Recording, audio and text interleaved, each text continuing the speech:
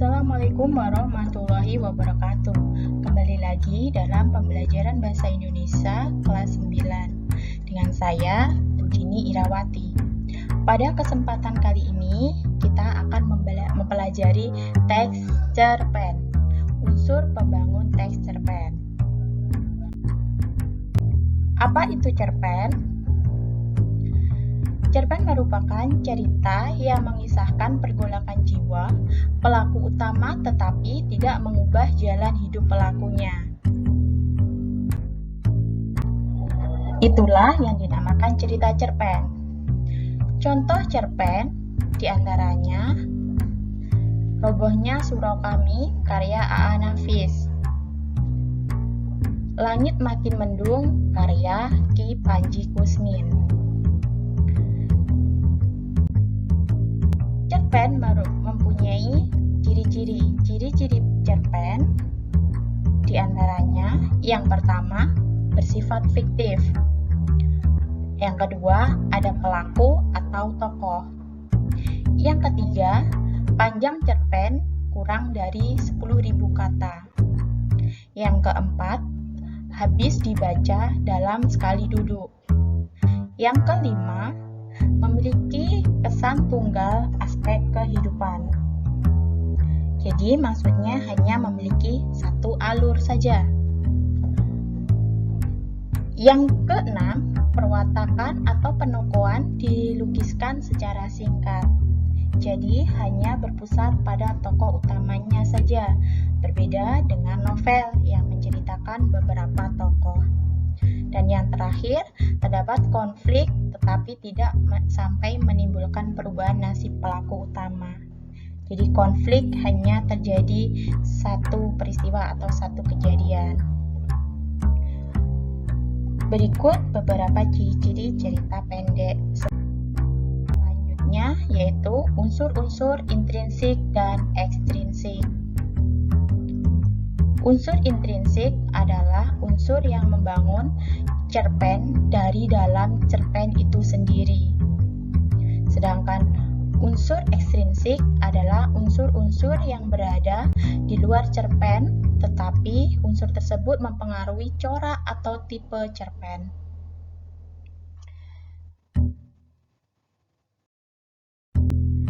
Unsur intrinsik dibagi menjadi beberapa bagian, yaitu yang pertama watak dan penokohan.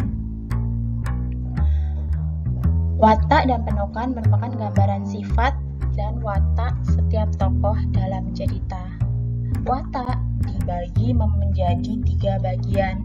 Yang pertama, antagonis. Antagonis bersifat menentang cerita, biasanya wataknya jahat. Yang kedua, protagonis. Protagonis adalah tokoh yang mendukung cerita, bersifat baik. Dan terakhir adalah tritagonis. Tokoh penengah yang tidak memihak dan bersifat netral.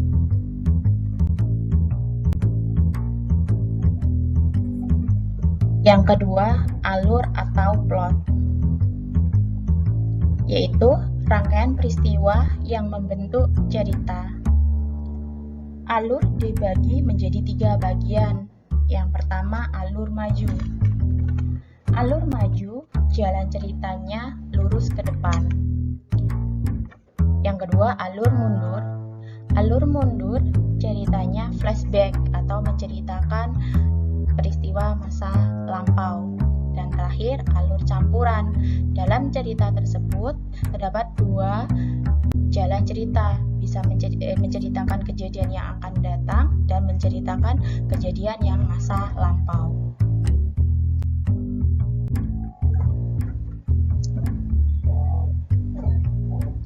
Selanjutnya adalah latar atau setting. Latar atau setting merupakan tempat, waktu, dan suasana ketika suatu peristiwa terjadi dalam cerita, seperti tempat, waktu, keadaan. Latar atau setting dibagi menjadi 3. Yang pertama, latar tempat. mengacu pada tempat terjadinya cerita, misalnya di sekolah, di dalam kelas. Yang kedua adalah latar waktu, berhubungan dengan waktu peristiwa dalam cerita tersebut, misalnya pada malam hari. Dan yang terakhir adalah suasana, berhubungan dengan suasana si tokoh tersebut dalam cerita. Misalnya suasana sedih, suasana senang.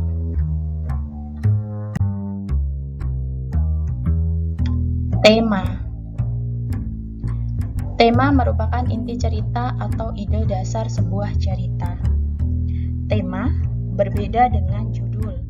Untuk mengetahui tema, harus mengerti isi dari cerita tersebut.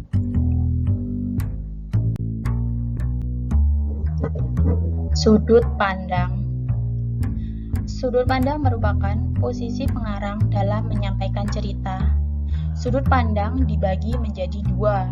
Yang pertama, sudut pandang orang pertama.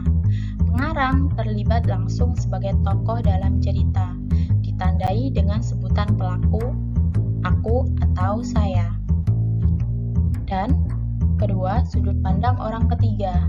Pengarang hanya sebagai pengamat atau pihak ketiga yang tidak ikut terlibat dalam cerita, ditandai dengan sebutan pelaku, dia, mereka, atau nama seseorang.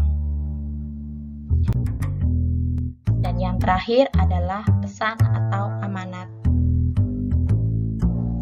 Merupakan nasihat, saran, harapan, atau kritik yang disampaikan pengarang kepada pembaca melalui ceritanya.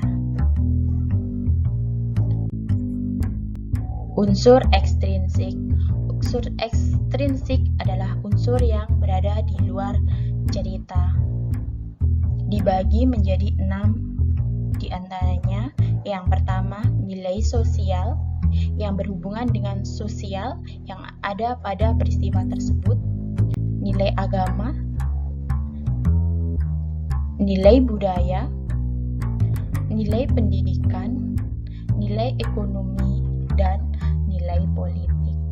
Jadi keenam nilai-nilai tersebut adalah yang berada di dalam cerita cerpen. Baiklah, demikian pembelajaran tentang cerita pendek. Assalamualaikum warahmatullahi wabarakatuh.